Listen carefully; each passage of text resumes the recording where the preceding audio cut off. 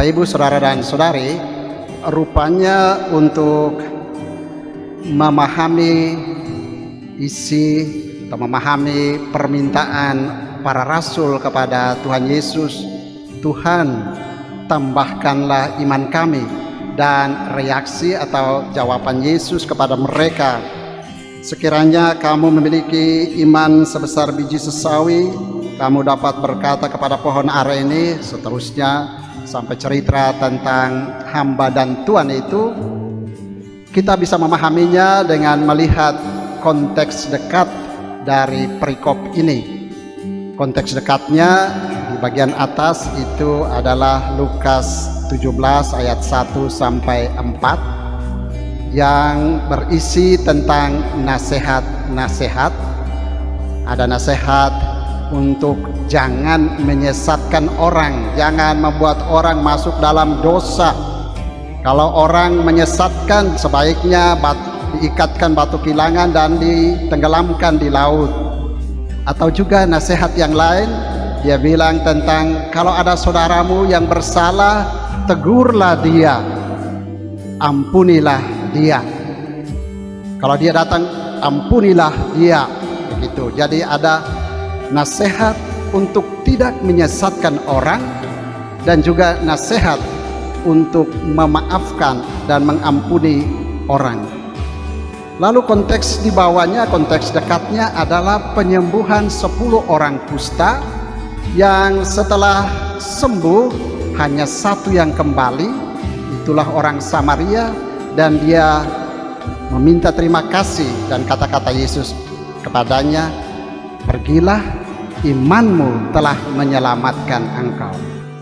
Rupanya ketika menghadapi atau berhadapan dengan nasihat-nasihat ini untuk tidak menyesatkan, untuk mengampuni, para murid merasa berat ini sesuatu yang berat, butuh energi tambahan, butuh jimat ini. Jadi karena itu mereka pikir, Tuhan kasih kami jimat untuk ini bisa melakukan ini nasihat ini.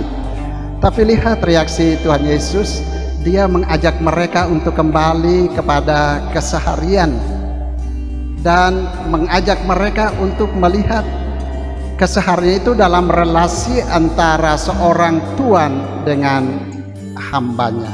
Iman dihidupi, rupanya dalam konteks itu dihidupi dan dipraktekkan seperti itu dalam relasi dengan antara seorang tuan dan hamba.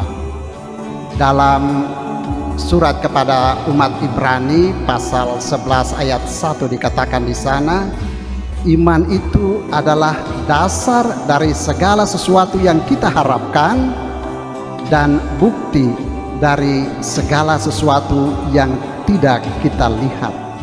Iman itu, Ibrani 11:1 bilang, adalah dasar dari segala sesuatu yang kita harapkan dan bukti dari segala sesuatu yang tidak kita lihat. Dasar dari segala sesuatu yang kita harapkan, kebaikan, cinta, kasih, kesehatan, segalanya yang baik yang kita harapkan itu dasar, dia harus menjadi dasar. Itulah iman. Dan itu bisa saja Tuhan, bisa saja kasih, bisa saja sesuatu yang memang abstrak, tetapi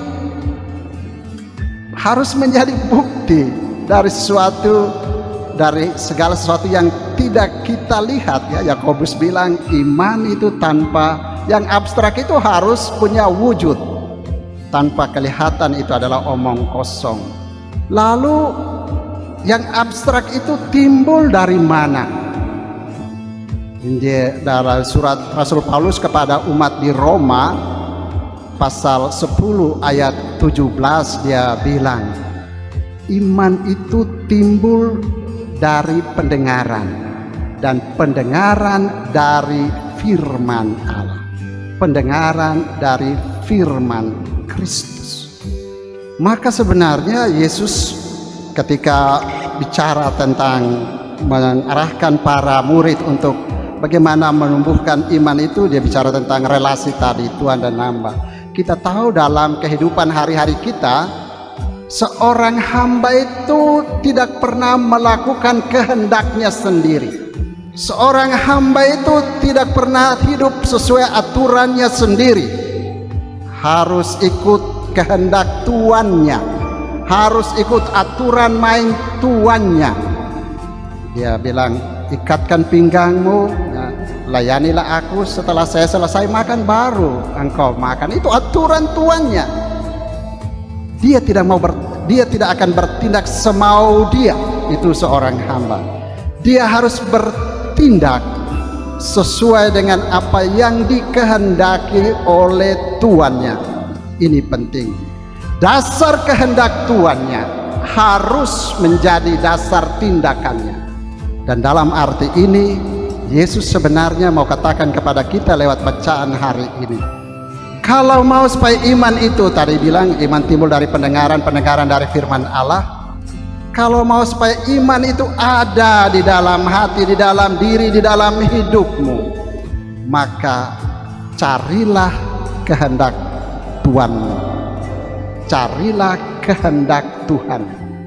Seluruh hidup itu harusnya menjadi sebuah proses pencarian kehendak Tuhan untuk diri kita. Kita tahu di bagian lain juga Kitab suci mengatakan, rencanaku bukan rencanamu, rancanganku bukan rancanamu, kehendakku bukan kehendakmu.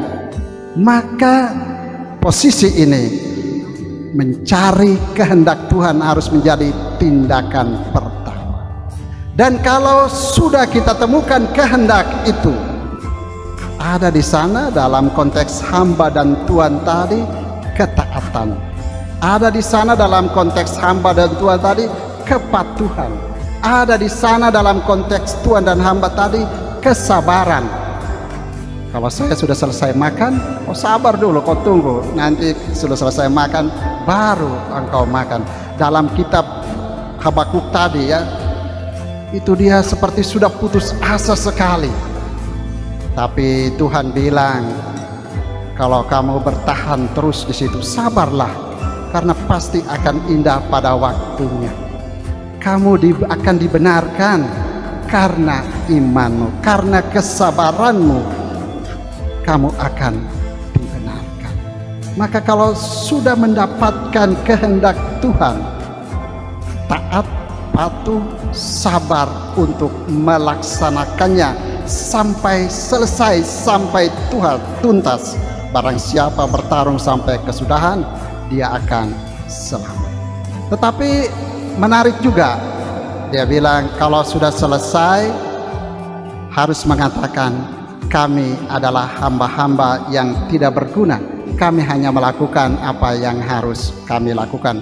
Saya kebetulan teks ini itu menjadi moto tabisan imamat saya 26 tahun lalu. Saya memilih teks, saya adalah hamba yang tidak berguna, saya hanya melakukan apa yang diperintahkan Tuhan.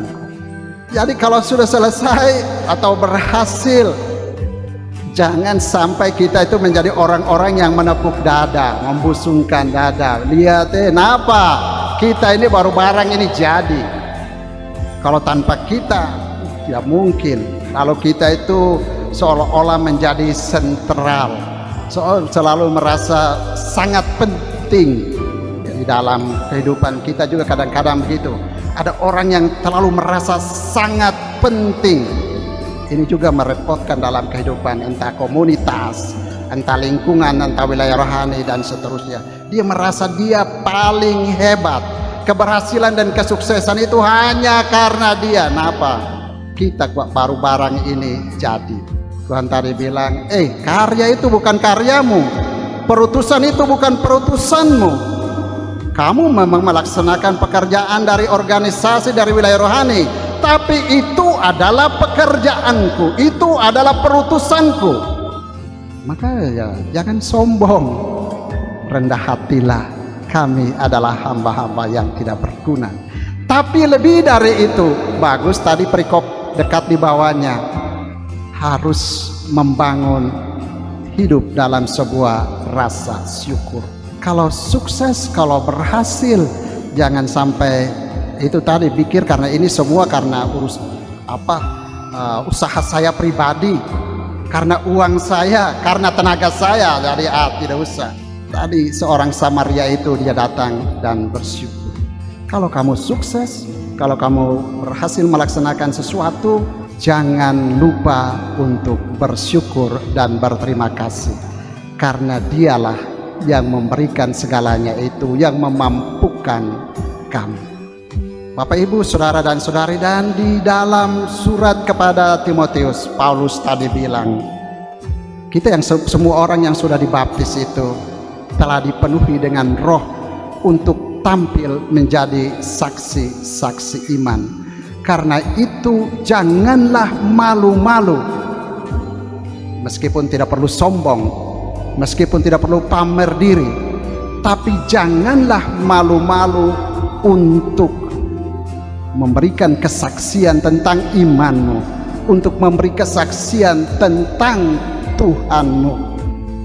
Berbuat baiklah. Saya selalu teringat akan kata-kata dari Mother Teresa. Mother Teresa bilang, ketika kamu berbuat baik, mungkin ada orang yang bilang kamu sok baik. Ketika kamu rajin-rajin ke gereja, mungkin orang bilang sok suci. Ketika kamu menasihati orang yang bersalah, mungkin ada orang yang bilang kamu sok menjadi seorang konselor dan lain-lain. Ketika kamu membuat ini dan itu, orang akan mencela kamu, menghina kamu. Tetapi Mother Teresa bilang, janganlah berhenti. Kalau Paulus konteksnya tadi jangan malu-malu, Mother Teresa bilang janganlah berhenti untuk berbuat baik, karena pada akhirnya bukan antara kamu dan mereka itu, tapi antara kamu dengan Dia. Tuhan memberkati kita sekalian. Amin. Mari kita bangkit berdiri.